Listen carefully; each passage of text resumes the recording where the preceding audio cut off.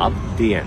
Šajā skaistajā dienā laiciņš nu jau ir noskaidrojies, un arī mēs, vietējie Falun Dafa prakticētāji, šodien līdz 4:00 esam šeit, šajā atjaunotajā Uzvaras parkā, kur mēs demonstrējam meditatīvos Falun Dafa vingrojumus. Tie ir cigunu vingrojumi, kuri palīdz uzlabot veselību. Un galu galā pati praksa balstās uz principu īstenība, labestība un pacietība. Viss Falun Dafa aktivitātes ir bezmaksas, tā kā droši varat paspēt vēl pievienoties. Ja nē, varat arī iepazīties linkā aprakstā vairāk par šo brīnišķīgo praksi.